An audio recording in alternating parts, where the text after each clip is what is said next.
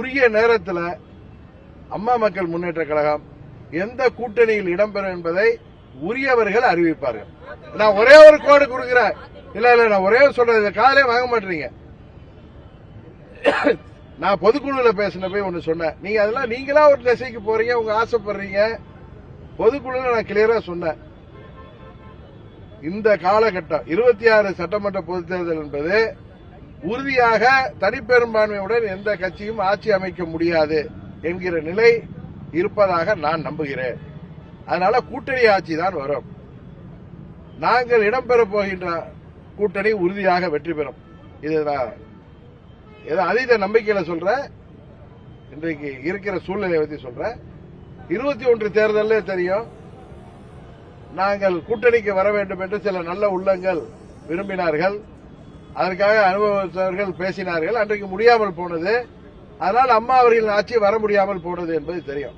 அதுல நாங்க எங்க மேல தவறல. நான் கூட தேர்தலில் போட்டியிடவில்லை என்ற ஒரு கருத்தை தான் வெளியிட்டேன்.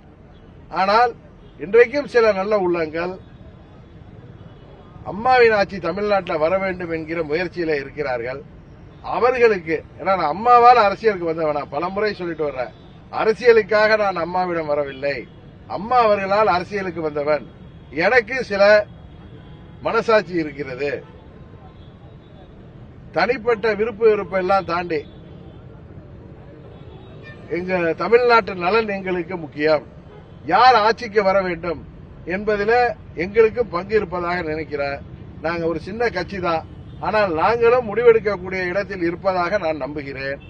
எந்த ஆட்சி வர வேண்டும் என்பதும் தமிழ்நாட்டு மக்களுக்கு எது நல்லது என்பதையும் முடிவெடுக்கக்கூடிய ஒரு அணிலை போல் நாங்கள் இருக்கிறோம். சின்ன எறும்பு மாதிரி வச்சுங்களேன். சில பேர் அதுக்கு ஒரு டிபேட் நடத்துவாங்க. சின்ன எறும்பு மாதிரி இருக்கும், இல்ல அமீபா மாதிரி இருக்கும்.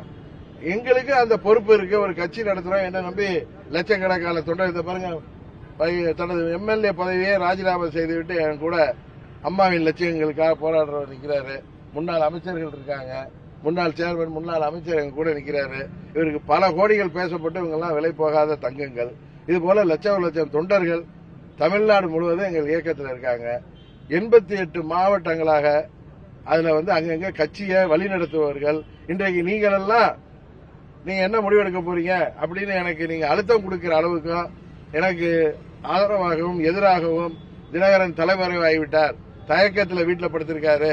அவர் சோர்ந்து போயிட்டாரு. நல்லவேளை பாட்டிலோட அலைகிறான்னு சொல்லாம தகவல் எல்லாம் போட்டாங்க. எந்த தயக்கமும் இல்ல, என் மனசுல எந்த பயமும் இல்ல, எந்த கனமும் இல்ல. நாங்கள் எங்கள் இயக்கத்தை சேர்ந்தவர்களுக்கு என்னோடு பயணிப்பவர்களை உரிய இடத்தில் வைத்து பார்க்க வேண்டும் என்கிற ஆசை தான் இருக்கு. நான் தேர்தலில் போட்டியிடுவேனா என்பதை கூட இன்னும் முடிவெடுக்கவில்லை. ஆண்டிப்பட்டியில போட்டியிடுறாரு, உசிலம்பட்டியில போட்டியிடுறாருலாம் சொல்றாங்க. அந்த முடிவு நான் இன்னும் உண்மையா எடுக்கல. உரிய நேரத்தில் அதான் சொல்ல வந்தா, நீங்க அதை கவனிக்க மாட்டீங்க. ஒரு கூட்டணிக்கு நாங்கள் செல்வதை உரியவர்கள் அறிவிப்பார்கள். கரெக்டா? உரியவர்கள் அறிவித்த பிறகு உங்களுக்கு தெரிய வரும். அதுதான் ஒரு பண்பா இருக்குன்னு நினைக்கிறேன்.